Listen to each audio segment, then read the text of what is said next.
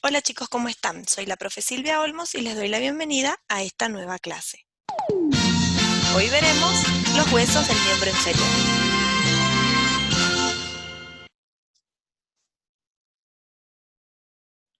El miembro inferior comprende dos segmentos, la cintura pélvica y la porción libre. A su vez, esta porción libre tiene cuatro regiones que son el muslo, la rodilla, la pierna y el pie.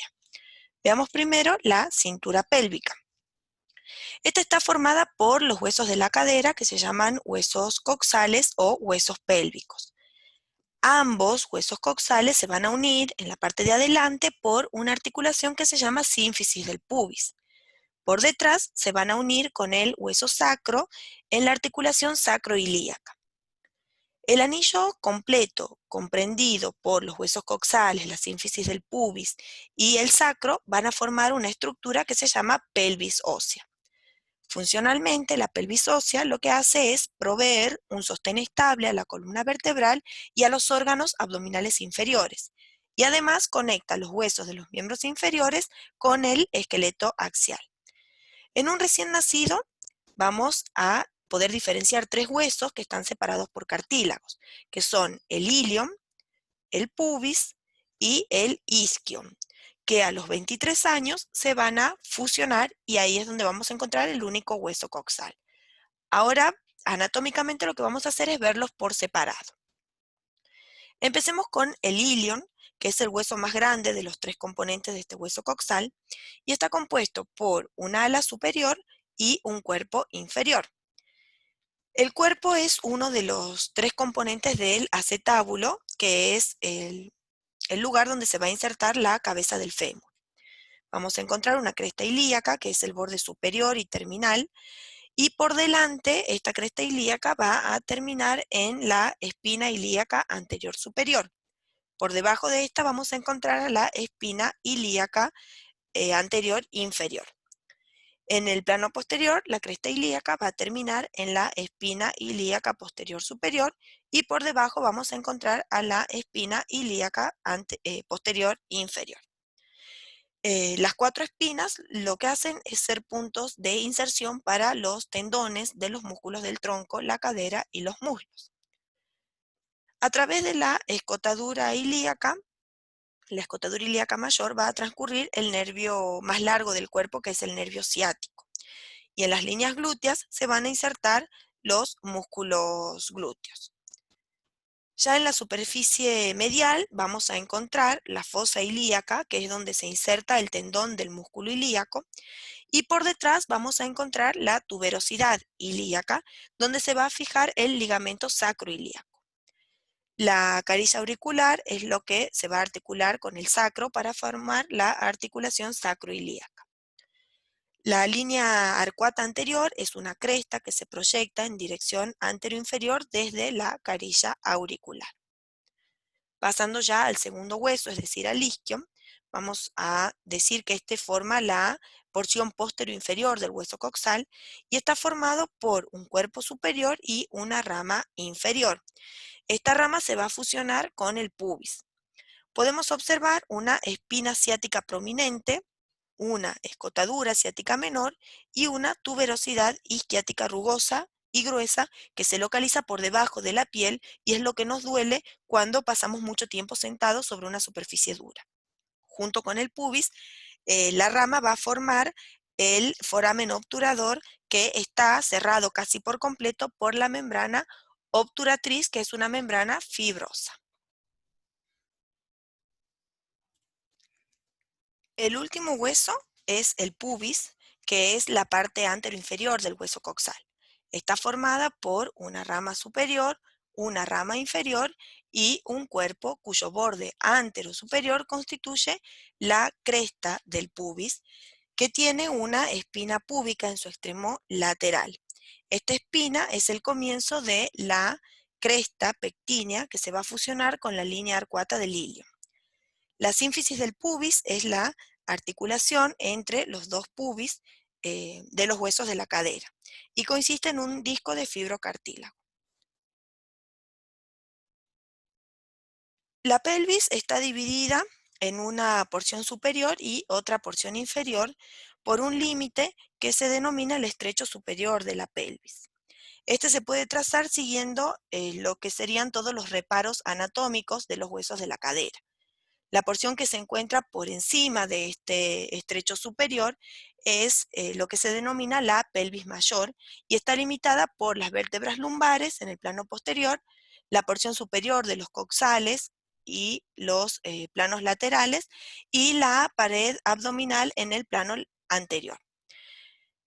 Esta parte contiene la porción superior de la vejiga, cuando la vejiga está llena, y los segmentos inferiores de los intestinos.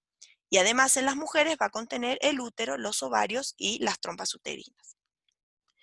Lo que es la porción que está por debajo del estrecho se llama pelvis menor y posee un estrecho superior y uno inferior. Esta cavidad está limitada por el sacro y el coxis en el plano posterior y las porciones inferiores del ilion y el isquion en el plano lateral y los huesos púbicos en el plano anterior. Rodea la cavidad pélvica y contiene lo que es el recto, la vejiga y en las mujeres contiene la vagina y el cuello uterino.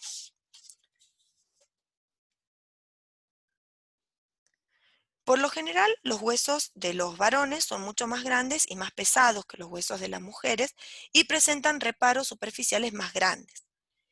La mayoría de las diferencias estructurales que tenemos entre los huesos de las pelvis de las mujeres y de los varones, siempre de edad y de tallas comparables, van a ser adaptaciones a los requerimientos que tiene el embarazo y el parto.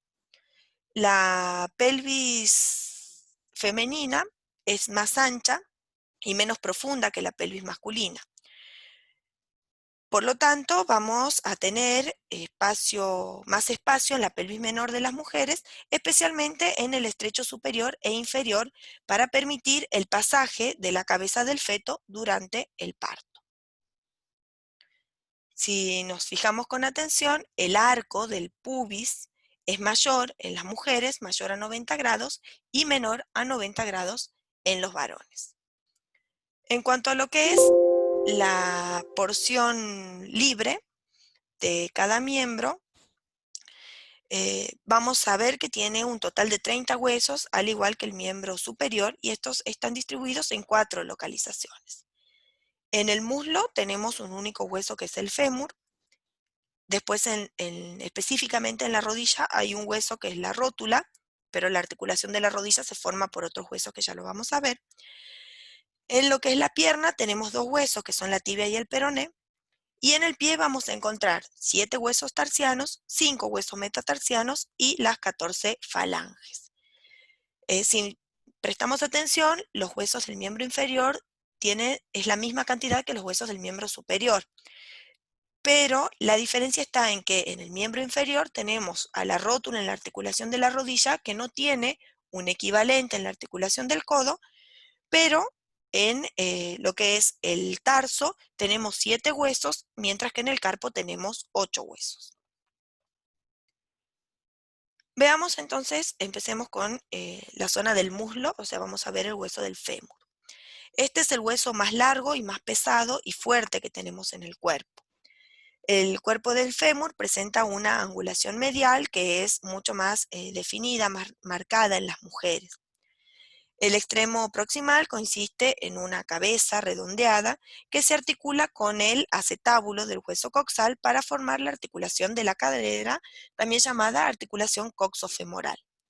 La cabeza va a presentar una pequeña depresión que se llama fosita de la cavidad de la cabeza femoral, que está conectada con el acetábulo por medio del ligamento de la cabeza del fémur. El cuello es una región de constricción distal respecto a la cabeza y presenta 2 proyecciones: el trocánter mayor y el trocánter menor. Ambos se originan en la zona de unión de la cabeza y el cuello y sirven como puntos de inserción para los tendones de los músculos del muslo y la nalga. Entre la superficie anterior de los trocánteres vamos a encontrar la línea intratrocantérica angosta, mientras que en la superficie posterior vamos a encontrar la cresta intertrocantérica en la superficie posterior de los trocánteres. Vamos a encontrar también otras dos crestas, que son la tuberosidad glútea y la línea áspera, que van a servir como punto de inserción para los tendones de varios músculos del muslo. El extremo distal va a estar formado por el cóndilo medial y el cóndilo lateral, que se van a articular con la rótula y la tibia. Por arriba de estos se van a encontrar el epicóndilo medial y el epicóndilo lateral, en lo que se van a insertar los ligamentos de la rodilla.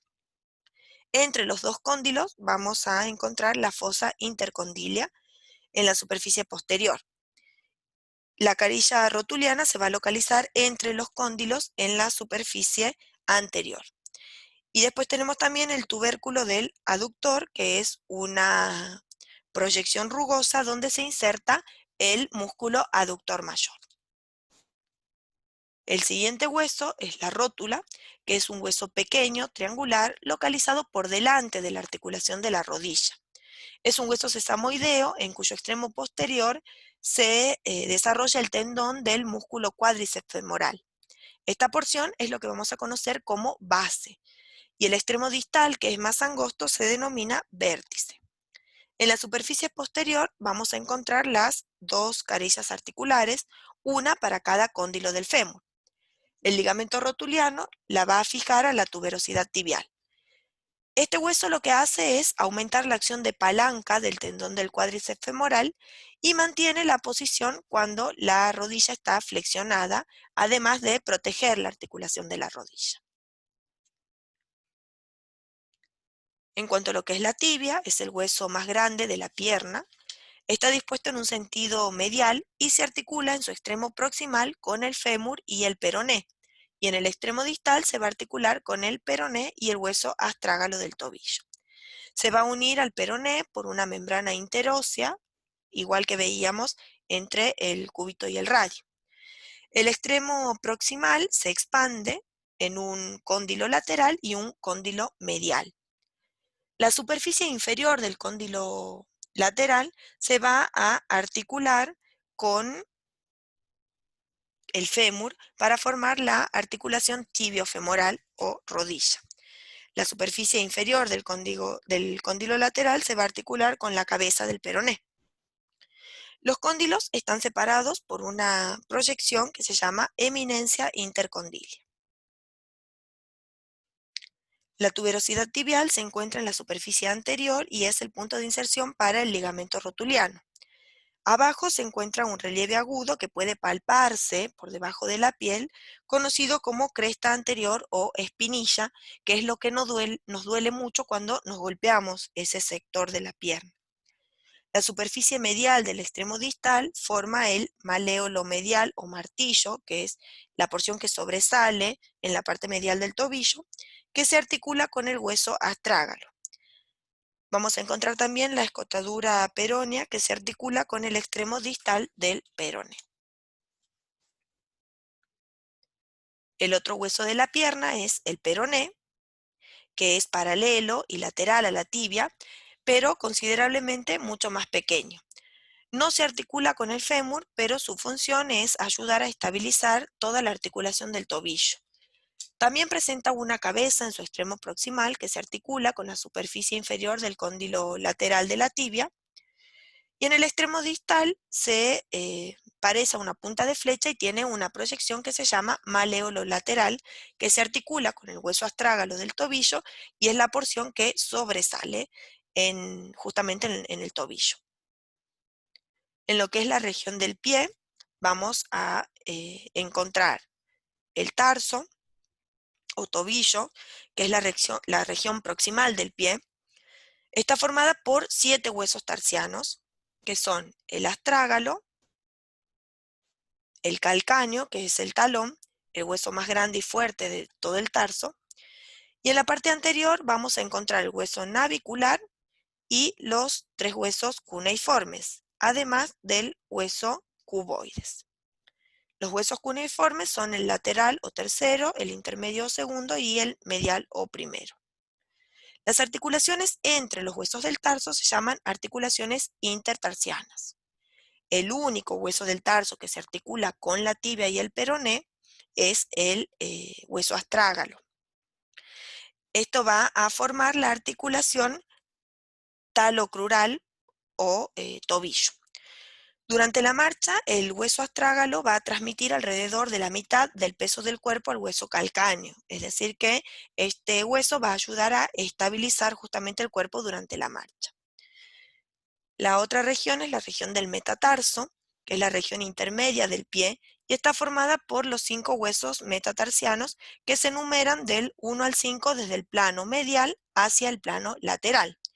Cada uno tiene una base proximal, un cuerpo intermedio y una cabeza distal. Se va a articular en la región proximal con los huesos cuneiformes y con el cuboides para formar las articulaciones tarso-metatarsianas. Y distalmente se van a articular con las falanges proximales para formar la articulación metatarsofalángica. El primer metatarsiano es más grueso, como pueden ver en la imagen, porque soporta la mayor cantidad del peso del cuerpo. La última región son las falanges, que son el componente distal del pie. También se enumeran del 1 al 5, comenzando desde el dedo gordo. Este dedo posee solamente 2 falanges, que se llaman proximal y distal, mientras que los otros 4 dedos poseen 3 falanges, que son la proximal, la medial y la distal.